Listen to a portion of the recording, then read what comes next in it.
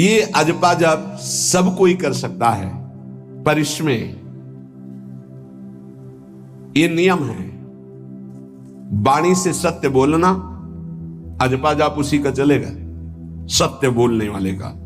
ये जब उतरे हैं भगवत मार्ग में तो झूठ काहे को बोले भाई, काहे को झूठ बोले। लेकिन झूठ का तो ऐसा राज्य हो चुका है जबान पे, मतलब समझ ही में नहीं आता कि हम झूठ बोल रहे हैं। और झूठ में कलयुग का वास है, असत्य, इसमें कलयुग का वास है।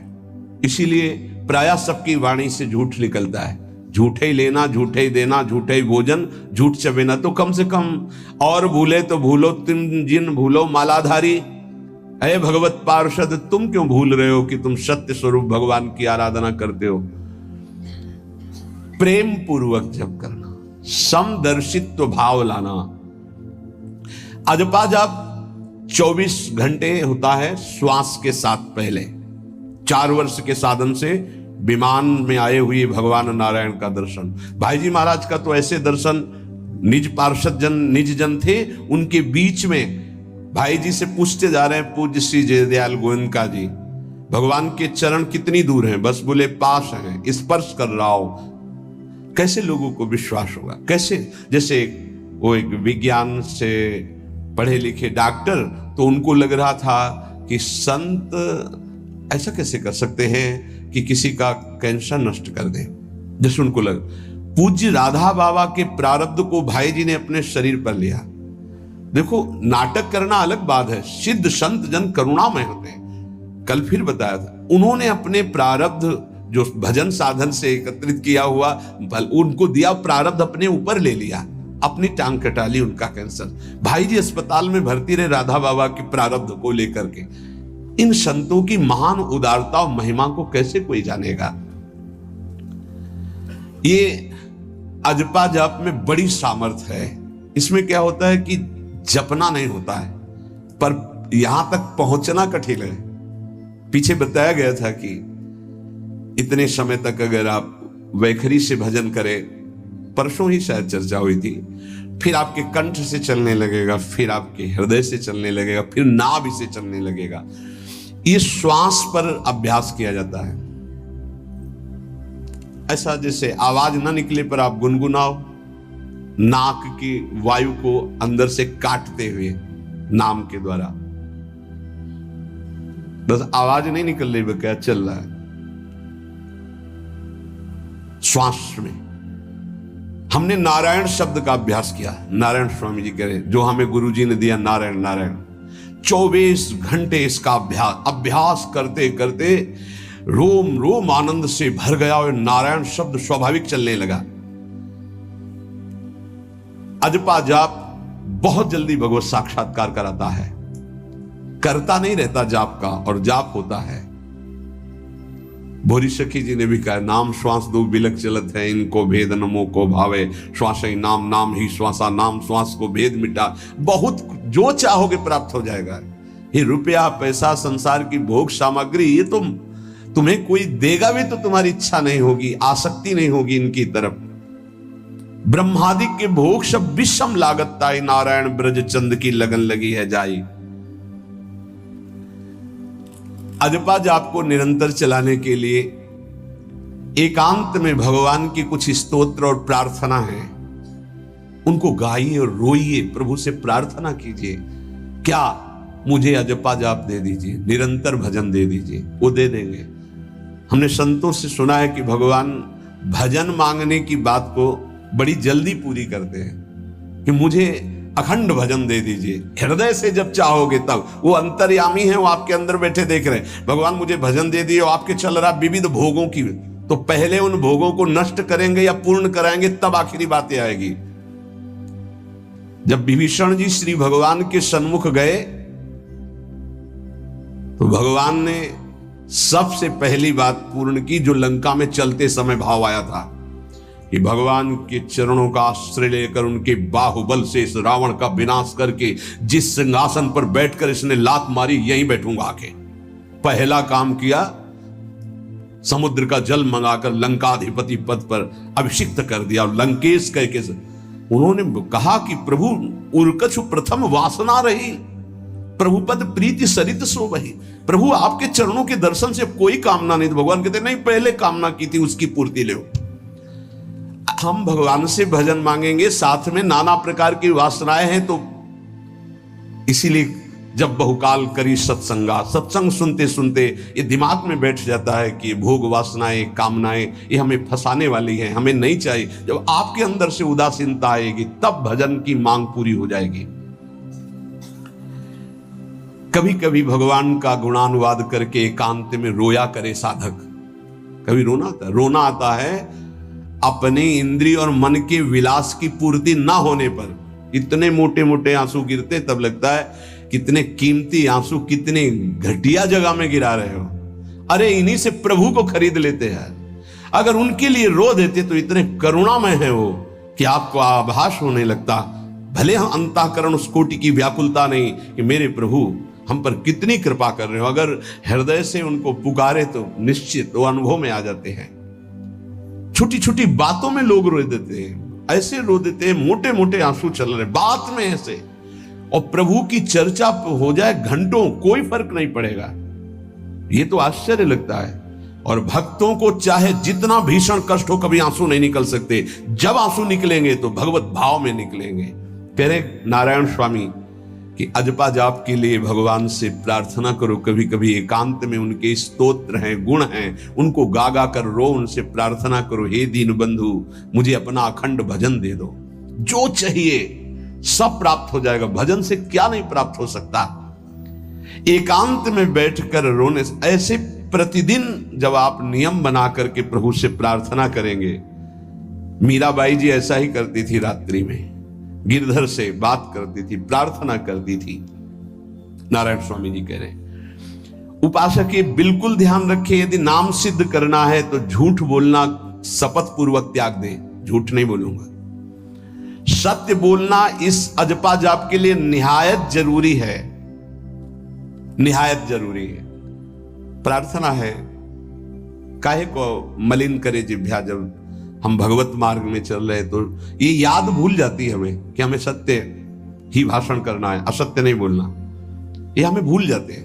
क्यों भूल जाते हैं? क्योंकि माया का ऐसा प्रभाव। अगर हम भजन के प्रेमी हैं, भजन बढ़ाना चाहते हैं, तो हम झूठ क्यों बोले? सारे जगत में जो भी तुम्हारे सामने आवे, दृष्टि से उसको जरूर देखकर एक बार प्रणाम करो। मेरे प्रभु इस जीव जंतु के रूप में, जड़ के रूप में, चैतन्य के रूप में।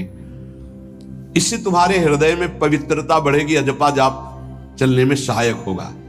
सत्य बोलना, भगवान से एकांत में रोकर प्रार्थना करना, सबके प्रति भगवत भाव रखकर प्रणाम करना, जिससे तुम्हारा कहीं दोष दर्शन नहीं होगा। किसी के मन को दुखाने वाली कभी बात न कहे, किसी को दुर्वचन न कहे, किसी का वैर भाव अपने हृदय में स्वीकार न करे। ये साधन मैंने स्वयं किया है नारायण की कृपा से। इस दास को वेदांत का भी पूरा ज्ञान है और भक्ति मार्ग का भी। दोनों का आखिरी भाव समदर्शिता है, चाहे भक्ति से चाहे ज्ञान से। सब में ब्रह्म देखना, सब में वासुदेव देखना, सब में इष्ट देखना। भक्ति विषय में भजन और ज्ञान विषय में नारायण, ये दोनों बात भक्त में होनी चाहिए। भक्ति का प्रथम और अंतिम विश्राम भजन, हर समय भजन चलना, और आंतरिक ज्ञान का विषय सब में हमारे इष्ट देव। ये दो बातें जरूर होनी चाहिए परिपक्व भजनानंदी होने के लिए। अगर भगवान की प्राप्ति करनी है तो ये दो बातें बड़ी जोर की है। भजन निरंतर, और जिसके भी सानिध्य में आए उसमें भगवत भाव करना। मेरे नारायण ने मुझसे कहा, वो फरमाया कि उनके पीछे पीछे मैं चलता हूं जो मेरे ऐसे भजन करने वाले भक्त होते हैं। और श्री कृष्ण चंद्र जी ने दयालुता में भागवत में कहा, अनुब्रजाम में हम नित्यम पुयत्यंगुरेण भी। मुझे बहुत रोना आता है बात सुनकर के कि दास की चरण रज के लिए स्वामी पीछे पीछे डोलता है। किस भक्त के पीछे? जो दो बातें यहां कही, जो निरंतर नाम जप करता है और सब में भगवत भाव रखता है। तो भगवान नारायण ने नारायण स्वामी से कहा कि मैं उसके पीछे पीछे डोलता हूं कि उसकी चरण रज मेरे ऊपर पड़ जाए। और भगवान श्री कृष्णचंद्र जी ने कहा निरपेक्षम मुनिम शांतम निर्वैरम सम दर्शनम। निरपेक्ष जो किसी की अपेक्षा नहीं रखते, किसी से कोई संबंध नहीं स्वार्थ का। मुनिम जो निरंतर मंत्र का नाम का मनन करते रहते हैं। शांतम हर द्वंद्व की प्रहार स्थिति में वो शांत रहते, विचलित नहीं होते। निर्वैरम कोई उनसे वैर करे तो भी वो उससे वैर नहीं करते। और समदर्शी सब में अपने इष्ट को देखते। ऐसे संतों के पीछे में भगवान कहते हैं उनकी चरण रज लेने के लिए हर समय पीछे पीछे रहता हूं। अहिंसा परमो धर्मा शास्त्रों में वर्णन किया गया है, इसलिए किसी भी जीव को कष्ट नहीं पहुंचाना है। गर्दन झुका करके रास्ते में चलना सीखो कि नीचे कोई जीव तो नहीं दब रहा हमारे पैर से। शरीर को सावधानी पूर्वक, किसी को दुख ना पहुंच जाए मेरे शरीर से। वाणी को संभाल कर किसी के हृदय में बाग बाण ना लग जाए, वाणी का बाण ना लग जाए।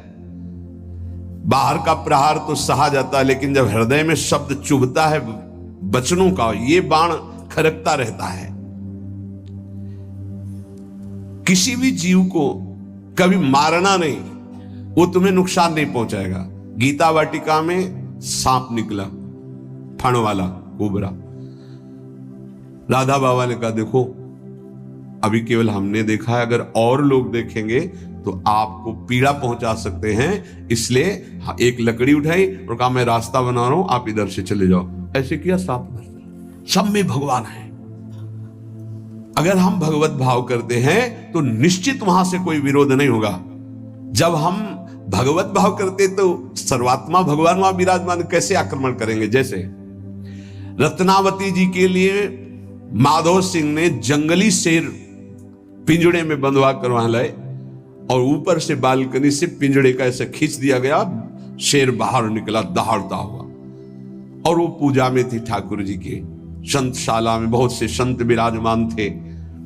दासी ने कहा महारानी सावधान, सिंह। आरती करने जा रही थी, मुड़ी और कहा नहीं सिंह नहीं, नरसिंह। हमारे भगवान नरसिंह देव पधारे। और थाल लेकर मुड़ी तो जैसे सीधी गाय ऐसे खड़े हो गए। तिलक लगाया, आरती की, प्रणाम किया। सिंह घूमा और छलांग मारी ऊपर, जो बालकनी में राजा के पार्षद उसको बंदी बना करके लाए, सबको फाड़।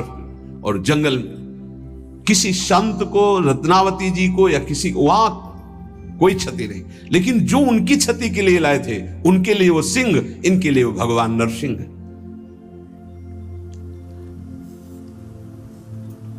यथा योग्य दूसरे की सहायता करना ये अपने भजन को बढ़ाने के लिए अत्यंत आवश्यक है। नारायण स्वामी जी कहते हैं साधु क्या सहायता करेगा, मान लो जो अकिंचन है वो क्या सहायता करेगा। तो विद्या दान सबसे बड़ा दान है।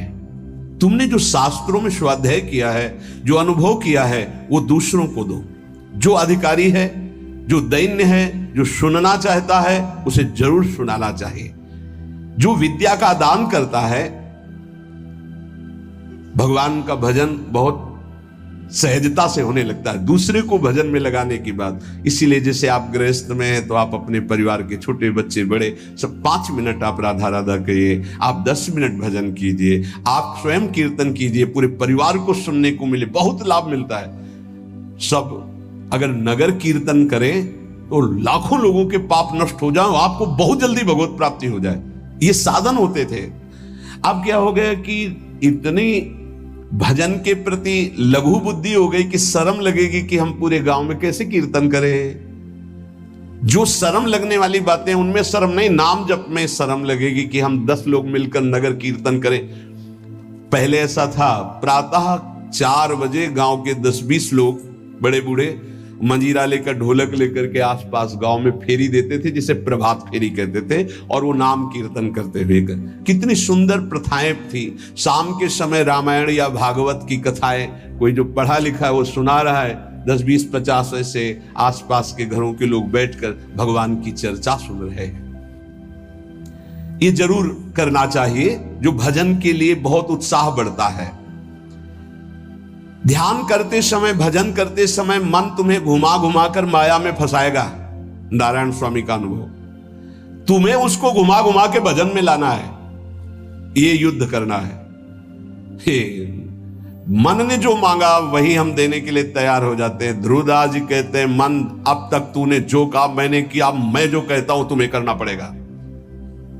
थोड़ा तो हिम्मत लाओ मन से लड़ने के लिए, और किसी से लड़ने की जरूरत नहीं। मन को जीत गए तो सच्चे गुरु बन जाओगे। मन को जिसने चेला बना लिया वही सच्चा गुरु नहीं। मन के सब चेला हैं, कोई बिरला ऐसा है जो मन को अपने शिष्य बना ले। बहुत ध्यान दीजिए, लाखों बार प्रश्न आते हैं ये। मन जब तुम भजन में बैठोगे तो घुमा घुमा कर माया में मारेगा, आपको वहीं गिराएगा। तुमको ये करना है कि उसे घुमा घुमा कर नाम में लाना है। चल राधा राधा राधा, तेरी एक बात नहीं सुनेंगे। इस साधन के करने से मन की शक्ति जो विषय भोगों में फंसाने वाली है वो कम हो जाती है। ध्यान दीजिए, बड़े अनुभवी महात्मा है नारायण स्वामी। बार बार जब आप अपने मन को संसार की तरफ जाते हुए से घसीट कर नाम में लाएंगे तो कमजोर पड़ जाएगा और वो तुम्हारे अधीन होने लगेगा। मन जिसने अधीन कर लिया वो साक्षात भगवत स्वरूप हो जाता है। मन मारिया तन बस में की ना, हुआ भरम सब दूर। बाहर से कछ दिखत नाही, अंदर चमके नूर। आपो त्याग जगत में बैठे नहीं किसी से काम, उनमें तू कछु अंतर नाही। संत कहो चाहे राम, वो भगवान का स्वरूप हो जाते हैं। मन की प्रत्येक स्फुरणा पर ध्यान रहे, वो तुम्हें संसार की तरफ घुमा घुमा कर मारेगा, तुम्हें घुमा के नाम में लाना है। ये साधन तुम्हें अजपा जाप में स्थित करेगा। मन रूपी दर्पण को साफ करना है। जो जो वासना आवे उस वासना को नहीं भोगना है, इससे मन रूपी दर्पण साफ हो जाएगा। जैसे जैसे तुम वासनाओं को भोगते हो वैसे वैसे मन के ऊपर परत चढ़ती चली जाती है मल की, और जैसे जैसे तुम वासनाओं को नहीं भोगते हो तो मन निर्वासनिक होता जाता है। भोगने से सुख नहीं मिलेगा, ना भोगने से सुख मिलेगा। भोगने से शांति नहीं मिलेगी, ना भोगने से शांति मिलेगी। त्यागात् शांतिरंतरम। अब बहुत बुरा बैठ गया है हमारे हृदय में कि हमारे मन में जो आए वो भोग मिल जाए, हम सुखी। बड़ी कृपा। बोले जब से भजन शुरू किया बड़ा चमत्कार, जो चाहते हो जाता है। दुर्भाग्य, ये कोई सौभाग्य है? जो मन चाहे वो पूर्ण हो जाए, सौभाग्य नहीं है। फिर वो तुमको अधीन करके जो तुम नहीं चाहोगे वो भी करवा लेगा। सौभाग्य है कि मन जो चाहता है वो हम नहीं करते। जो शास्त्र में लिखा है गुरु आज्ञा, वही मन की बात मानते हैं। अभ्यास करते करते वासनाएं कम होने लगती, फिर वासनाएं नष्ट हो जाती, फिर स्फुरणा ही नहीं होती, अजपा जाप प्रारंभ हो जाता है। विक्षेप यही वासनाएं पहुंचा रही भजन में। भजन से जो महासुख मिलता है तुम्हें कैसे बताऊं, नारायण स्वामी कह रहे हैं। मन को वश में करने पर जो सुख मिलता है वो ब्रह्मा को भी सुख नहीं है। अब आप सोच लीजिए, मन के अधीन होने पर दुर्गति तो सब देख रहे हैं, लेकिन मन को वश में करने पर जो सुख है वो परमेष्ठी पद ब्रह्मा में भी नहीं है। इसीलिए भक्त कहता है न पारमेष्ठ्यम न महेंद्र धिष्णम, नहीं चाहिए देवराज इंद्र का पद या ब्रह्मा का पद। ऐसा सुख स्वयं मिल गया क्योंकि मन अधीन हो गया। इसलिए इस दास ने स्वामी नारायण की कृपा से इस मन को अधीन किया। नेत्रों से जलधारा बहने लगी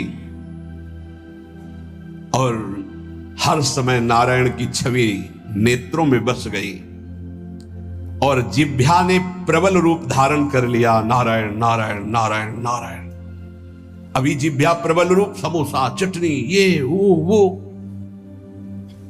कैसे नाम मीठा लगे। राधा नाम सुधा रसम, पानी आया मुंह में? नहीं। राधा नाम सुधा रसम, पानी आया मुंह में? नहीं आया। वो अभी गरम गरम समोसा चटनी ये या अमुक चीज या अमुक, मुंह में पानी आ जाएगा क्योंकि हमारी जिह्वा का स्वाद बिगड़ गया। बोले हमारी जिह्वा प्रबल हो गई। किस बात में? रुकी नहीं रही। राधा राधा राधा राधा, जैसे राधा बाबा की। नारायण स्वामी जी कह रहे नारायण नारायण नारायण।